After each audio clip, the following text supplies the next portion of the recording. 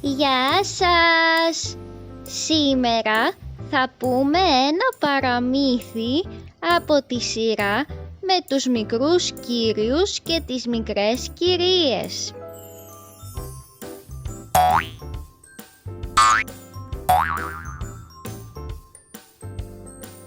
Ο κύριος Πολυλογάς, ένας κύριος που μιλούσε πάρα πολύ.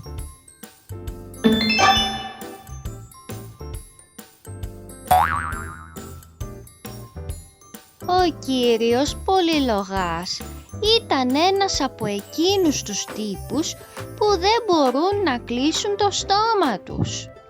Συνήθιζε να μιλά συνέχεια σε οποιονδήποτε για οτιδήποτε. Σε όλους για τα πάντα και μίλαγε και μίλαγε.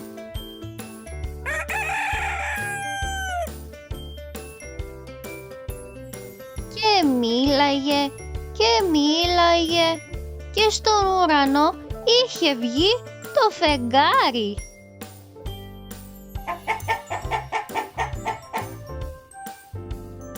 Μίλαγε και μίλαγε και στον ουρανό είχε ανατείλει ο ήλιος. Ακόμα και όταν δεν είχε κάποιον για να μιλήσει, συνήθιζε να μιλάει στον εαυτό του. «Καλημέρα, κύριε Πολυλογά», έλεγε. «Καλή σου μέρα», απαντούσε ο ίδιος. «Είδες τι όμορφη μέρα έχουμε σήμερα», ξαναέλεγε. «Καταπληκτική!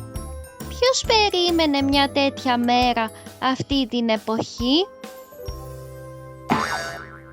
Κάπως έτσι λοιπόν ρωτούσε τον εαυτό του και απαντούσε μόνος του και ξαναρωτούσε τον εαυτό του και απαντούσε πάλι μόνος του. Ο κύριος Πολυλογάς έμενε σε ένα σπίτι που έμοιαζε με κουτί. Το σπίτι του βρισκόταν σε ένα μεγάλο αγρόκτημα, το αγρόκτημα «Μη μου μιλάς».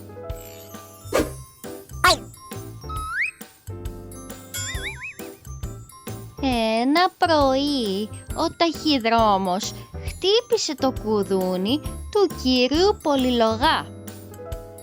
«Καλημέρα, κύριε Πολυλογά», του είπε. «Έχω ένα γράμμα για σας». «Ω, καλημέρα, κύριε ταχυδρόμε», απάντησε εκείνος και συνέχισε.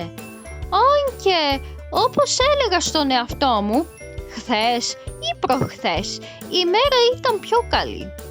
Τέλος πάντων, κατά τη γνώμη μου, δεν είναι και τόσο καλή η μέρα σήμερα. Βέβαια, μπορεί να κάνω και λάθος, παρόλο που εγώ δεν κάνω λάθη συχνά. Δεν είναι λοιπόν η μέρα τόσο καλή όσο ήταν μια άλλη μέρα, η Δευτέρα νομίζω ή μπορεί και η Τρίτη, αλλά δεν πειράζει, είναι αρκετά καλή. Δεν συμφωνείς?» «Βεβαίως συμφωνείς, γιατί αυτό ακριβώς μου είπες όταν με είδες το πρωί. Μου είπες καλημέρα και εγώ...» Και συνέχισε να μιλάει όλο το πρωί. Ο καημένος ο ταχυδρόμος καθυστέρησε να παραδώσει όλα τα γράμματα.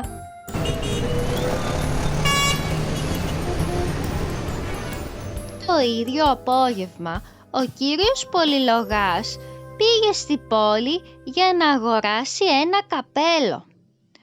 «Καλημέρα, κύριε Καπελοβρεξάκι», είπε στον ιδιοκτήτη του μαγαζιού.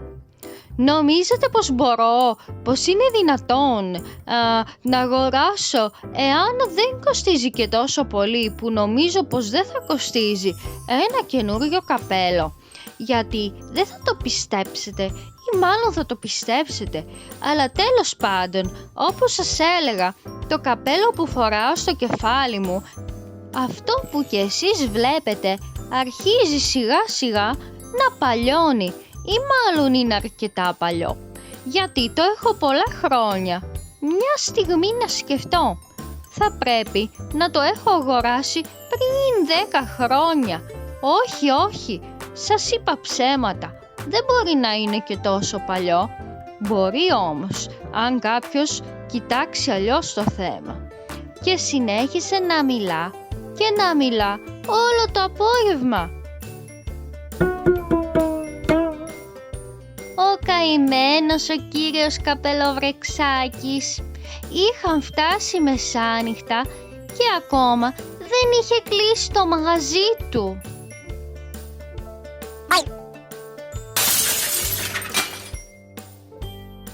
Τελικά, όταν ο κύριος Καπελοβρεξάκης κατάφερε επιτέλους να αραθρώσει μερικές λεξούλες ανάμεσα σε αυτά που του έλεγε ο κύριος Πολυλογάς, υποσχέθηκε στο πελάτη του να του παραγγείλει ένα καινούριο καπέλο.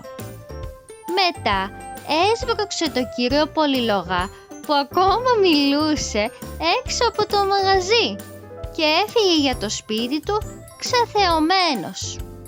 Το δείπνο του ήταν κρύο. Η κυρία Καπελοβρεξάκη το είχε φτιάξει πολλές ώρες πιο πριν και τώρα κοιμόταν. Τι να κάνει, πεινούσε και το έφαγε και την ώρα που έτρωγε σκεφτόταν.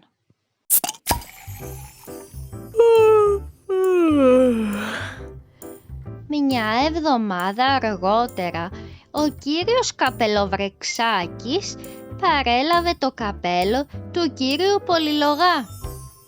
Ήταν τυλιγμένο σε ένα όμορφο κόκκινο κουτί.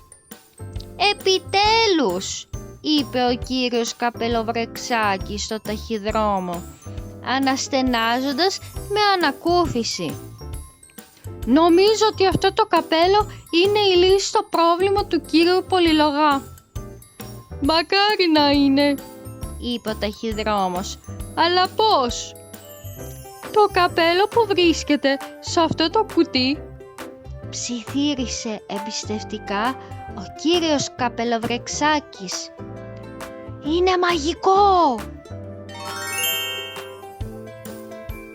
«Ω, αλήθεια», είπε με θαυμασμό ο ταχυδρόμος, χωρίς να έχει καλά καταλάβει βέβαια.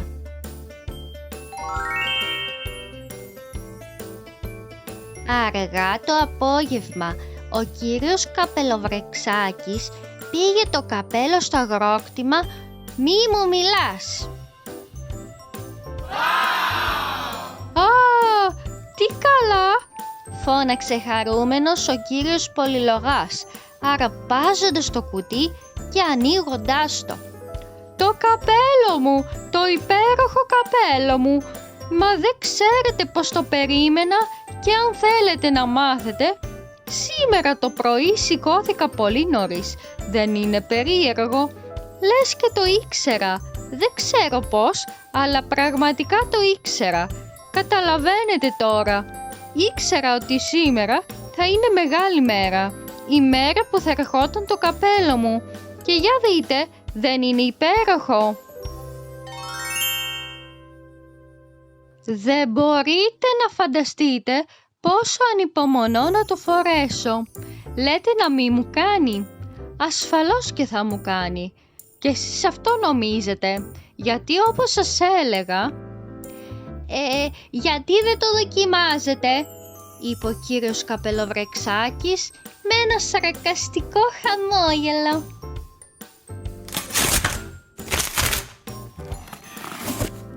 Να το δοκιμάσω? Ναι, ασφαλώς και πρέπει να το δοκιμάσω.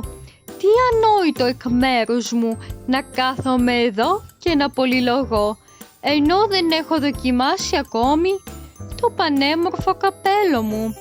Βεβαίως και θα το δοκιμάσω, αμέσως μάλιστα. Γιατί όπως σας έλεγα, είναι πολύ χαζό να συζητάμε τόση ώρα για το καπέλο που δεν έχω δοκιμάσει. Έτσι δεν είναι? Και γι' αυτό τώρα λέω να το βάλω στο κεφάλι μου και να δω πώς μου πηγαίνει. Γιατί αν δεν μου πηγαίνει... Και συνεχίζοντας να μιλά, έβγαλε το καπέλο από το κουτί και το φόρησε στο κεφάλι του. Ήταν ένα πανέμορφο καπέλο.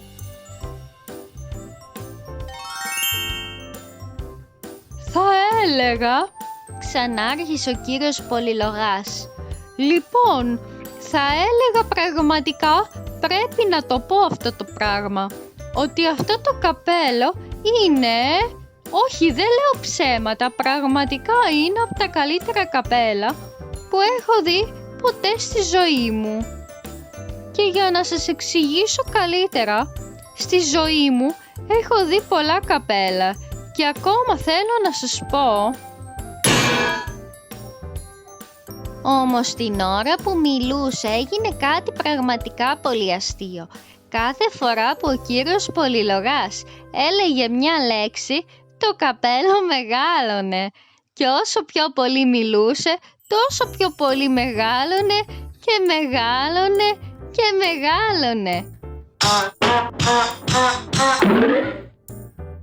Ο κύριος Πολυλογάς συνέχισε να μιλά και το καπέλο συνέχισε να μεγαλώνει. «Δεν βλέπω τίποτα», ακούστηκε μια φωνή μέσα από το καπέλο. «Πριν από λίγο καθόμουν εδώ και κοίταζα το καινούργιο μου καπέλο, που δεν υπάρχει καλύτερο από το δικό μου, και τώρα εντελώς ξαφνικά, χωρίς κανείς να με προειδοποιήσει, θα έλεγα εντελώς απροσδόκητα, δεν βλέπω τίποτα μπροστά μου. Τίποτα απολύτως.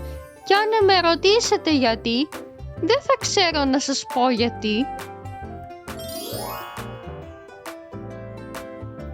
Το καπέλο είχε μεγαλώσει τόσο πολύ που σκέπασε τον κύριο Πολυλογά από την κορφή ως τα νύχια. Τότε συνέβη κάτι αναπάντεχο. Ο κύριος Πολυλογάς σταμάτησε να μιλάει.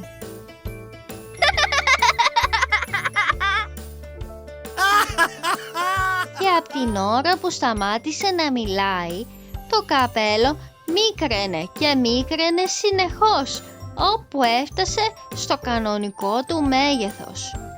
Ο κύριος Καπελοβρεξάκης είχε βρει ευκαιρία να το σκάσει, την ώρα που ο κύριος Πολυλογάς βρισκόταν μέσα στο καπέλο.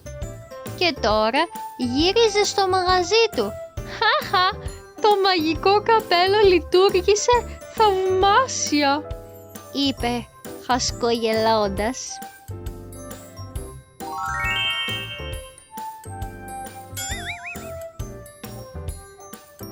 Την επόμενη ημέρα ο κύριος Πολυλογάς βγήκε για τη βολτίτσα του, φορώντας το καινούριο του καπέλο. «Γεια χαρά», είπε στο ταχυδρόμο που μοίραζε τα γράμματα. «Για κοίτα το καπέλο μου. Έχεις ξαναδεί τόσο ωραίο καπέλο? Είμαι σίγουρος πως δεν έχεις ξαναδεί τέτοιο καπέλο. Έτσι δεν είναι? Και για να σου πω...» Και τότε συνέβη. Ξέρετε τι συνέβη? Έτσι δεν είναι? Ξέρετε.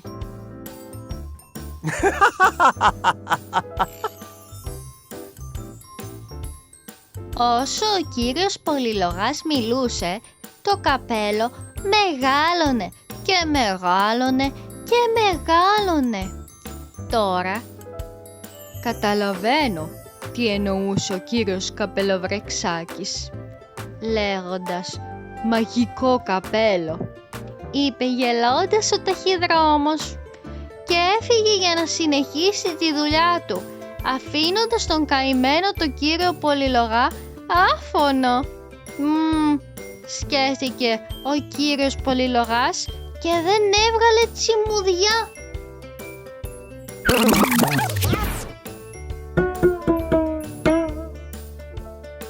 Ξέρετε κάτι? Αυτό το καπέλο έδωσε το καλύτερο μάθημα στο κύριο Πολυλογά. Και σήμερα μιλά πολύ λιγότερο, σχεδόν το μισό πόσο μιλούσε παλιά.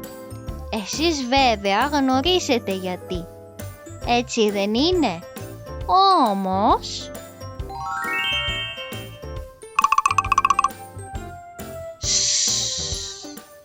Κρατήστε το μυστικό!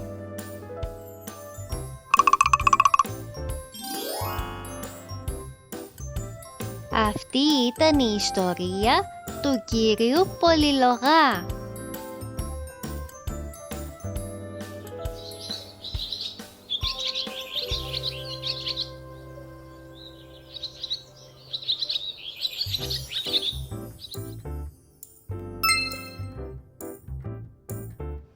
Ευχαριστώ πολύ! Εάν σας άρεσε, μπορείτε να κάνετε και εγγραφή στο κανάλι μου για να ακούτε περισσότερα παραμύθια. Γεια!